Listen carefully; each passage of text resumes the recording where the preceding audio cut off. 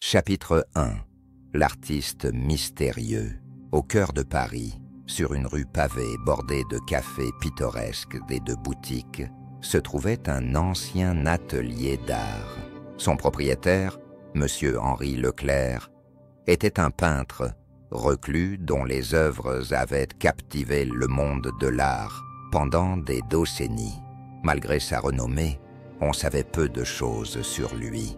Son art parlait de lui-même, vibrant, émouvant et plein de vie, en contraste frappant avec l'homme énigmatique qui le créait.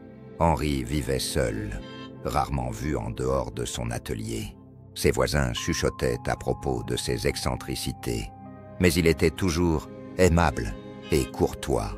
Sa seule visiteuse régulière était une jeune femme nommée Claire, qui travaillait comme son assistante. Elle gérait sa correspondance, organisait ses expositions et, surtout, lui tenait compagnie. Chapitre 2. La muse perdue.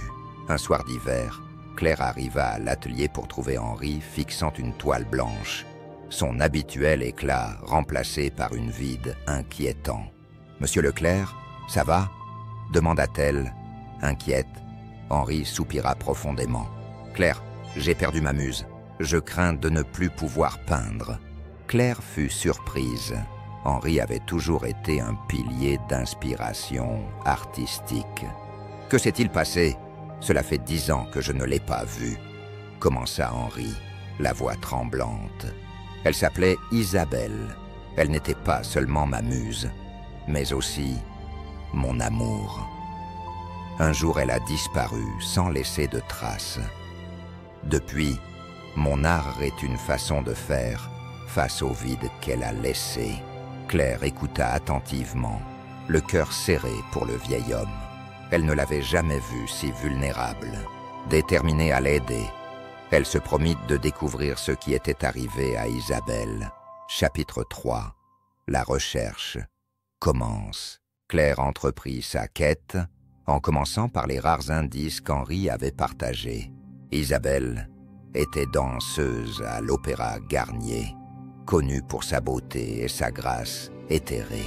Claire visita l'opéra, parlant aux danseurs, au personnel et à tous ceux qui pouvaient avoir connu Isabelle. La plupart avaient des souvenirs vagues, mais un vieux concierge se souvenait d'elle clairement. « Isabelle était une étoile », dit-il, les yeux brillants de nostalgie.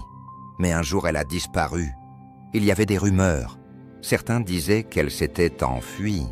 D'autres croyaient qu'il lui était arrivé malheur. Claire suivit ses pistes, plongeant dans les archives anciennes, les journaux et les dossiers de police. Chaque indice menait à une impasse, mais elle refusait d'abandonner. Chapitre 4. Le journal caché. Un après-midi, en fouillant dans les vieilles affaires d'Henri dans le grenier de l'atelier, Claire découvrit un journal en cuir poussiéreux. C'était le journal d'Isabelle. Tremblante, elle l'ouvrit et commença à lire. Le journal peignait un tableau d'une relation passionnée et tumultueuse. Isabelle écrivait son amour profond pour Henri, mais aussi ses luttes avec la pression de sa carrière et les secrets qu'elle devait garder.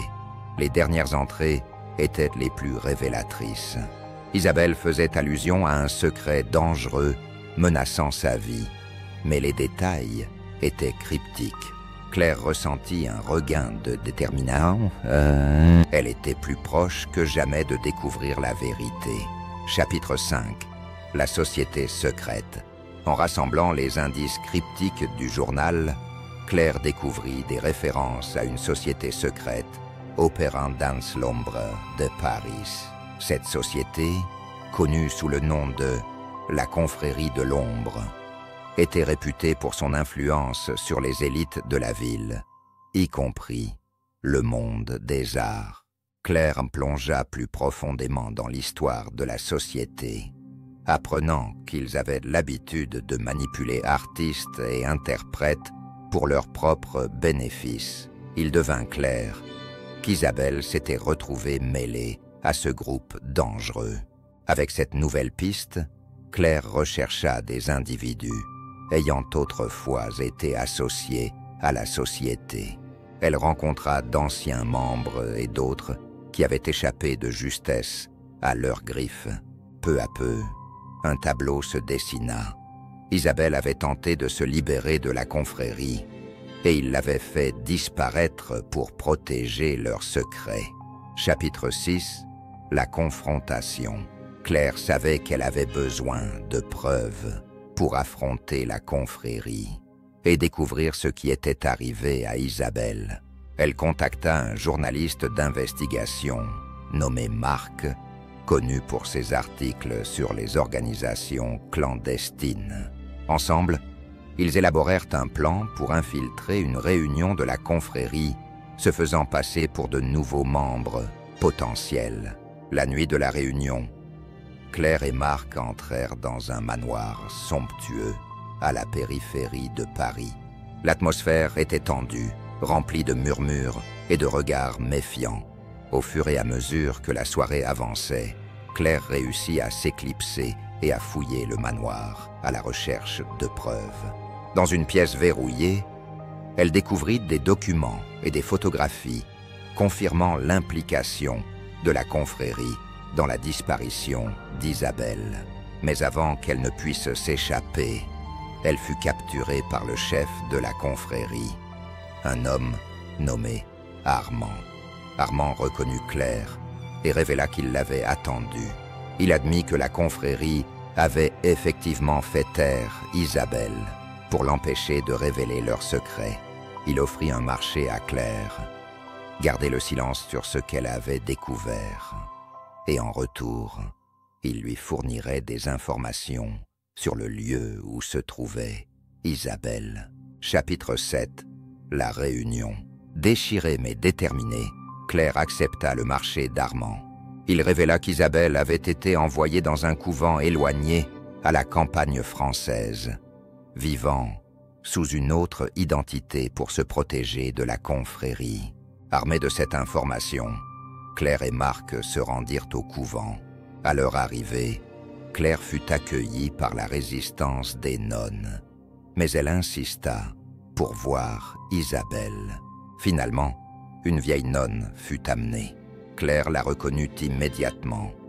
C'était Isabelle, vieillie et fatiguée, mais indéniablement elle, les larmes aux yeux.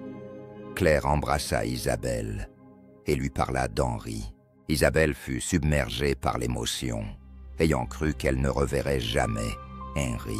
Elle accepta de retourner à Paris avec Claire. Chapitre 8. Le dernier tableau. De retour à Paris, Claire organisa une réunion entre Henri et Isabelle. Au moment où ils se virent, des années de douleur et de désir se dissipèrent. Les yeux d'Henri brillèrent d'un mélange d'incrédulité et de joie. Avec Isabelle à ses côtés, Henri retrouva son inspiration. Il commença à travailler sur une dernière œuvre maîtresse, une peinture qui capturait leur amour et les années qu'ils avaient perdues. La peinture, intitulée « L'amour retrouvé », devint son magnum opus, un témoignage de leur lien indéfectible. Chapitre 9. Un nouveau départ. La réunion d'Henri et Isabelle ne rénova pas seulement leur esprit, mais inspira aussi la communauté artistique. Leur histoire devint un symbole de la résilience de l'amour et du triomphe de la vérité sur le secret. La confrérie de l'ombre, exposée par l'article de Marc, se dissout sous la pression publique. Claire continua à assister Henri, mais désormais comme amie proche et confidente. Elle aussi fut transformée par l'expérience, trouvant un nouveau sens et une satisfaction à aider les autres à découvrir leur propre vérité. Chapitre 10. Un héritage d'amour. Henri et Isabelle passèrent leurs dernières années ensemble, chérissant chaque moment. La dernière peinture d'Henri, L'amour retrouvé, fut exposée dans le monde entier, touchant le cœur de millions de personnes. Leur histoire, immortalisée dans l'art, servi de rappel que l'amour et la vérité ont le pouvoir de vaincre même les ombres les plus sombres. Au cœur de Paris, sur cette même rue pavée, l'ancien atelier d'art continuait de se tenir, un phare d'amour, de résilience et de l'esprit humain indomptable.